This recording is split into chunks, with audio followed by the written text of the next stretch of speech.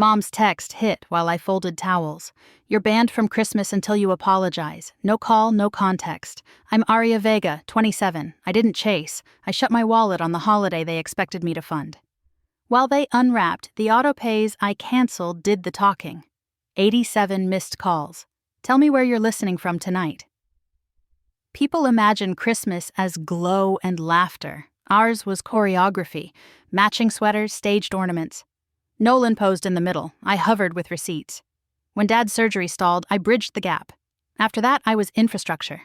Bills slid my way. Phone plan, internet, co-pays, groceries just this month, then again. Nolan bragged about bonuses but borrowed. If I pressed, someone joked budget cop and the room laughed. The first crack came in the family headcount thread. My name wasn't there. Did you forget me? I typed. Dots. Nolan. Limited seating. Try New Year if you behave. No one objected. I called anyway. Laughter clattered behind Mom. You're not invited until you apologize to Nolan, she said. By apologize, you mean asking why he borrows rent? Heat rose. If you want less drama, stop using my debit card for autopay. A door banged. The call died. Minutes later, don't make this about money, family first. Then a photo, candles, matching pajamas, everyone tagged but me. On Christmas Day, my feed turned glossy.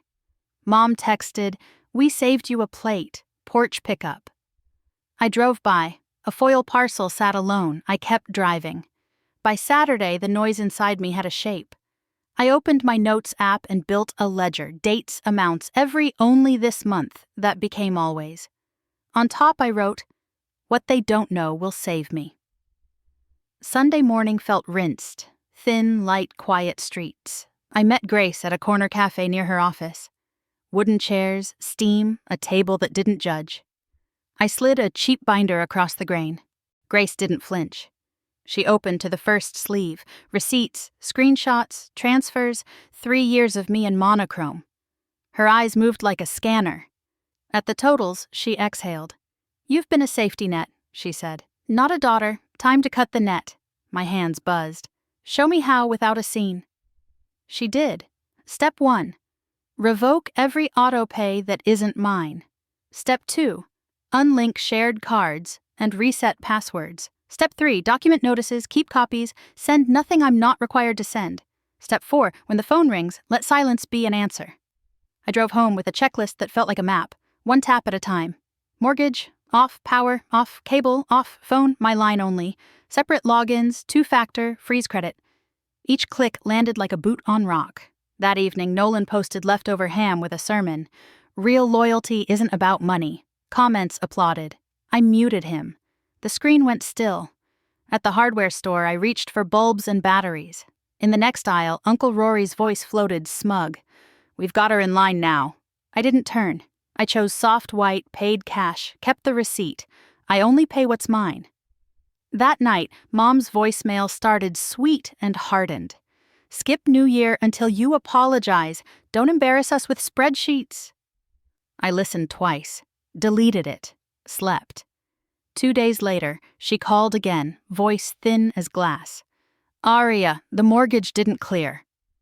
Fear hissed through the line. Something settled in me, steady and quiet. "I'll come by," I said. "And I'll bring the binder." Their house felt colder than January. The kitchen smelled like old coffee and worry. Blinds made stripes across the table. Mom sat stiff, fingers laced. Dad eased into a chair, tired. I set the binder down. "This is private," I said. "No audience." Dad nodded. Mom pursed her mouth. "We thought Nolan was helping," Dad tried. I turned the pages. Mortgage drafts, utility payments, pharmacy receipts, transfers with my name threaded through. "This is who helped," I said. Mom's hands trembled. "We didn't realize." "You didn't want to realize." I slid a page with highlighted texts, promises of Friday paybacks that never arrived. The front door opened, boots thumped. Nolan froze at the binder. "You're really doing this?" "I'm done doing it," I answered. "You can call it betrayal. I call it boundary." He read, jaw tightening. No smirk, no sermon. I'm not asking for anything back, I added. I'm handing responsibility to its owner. I gave Dad a one-page handout, numbers to call, how to set their autopay, timelines. You're adults, you can manage. Silence held. Refrigerator hum, a car outside, nothing else. Dad looked up, eyes wet. I'm sorry we made you a purse. The words landed like warm cloth on a bruise. Mom swallowed. Dinner next week? Just pasta. We'll see, I said, and meant it. At home, I filed the binder on a shelf. Not a weapon, a record. I paid my rent. On time, without dread, finally. My phone stayed quiet except for bank alerts and Grace's thumbs up. At the bakery, the cashier smiled. What'll it be? Everything bagel, I said. Just like anyone else.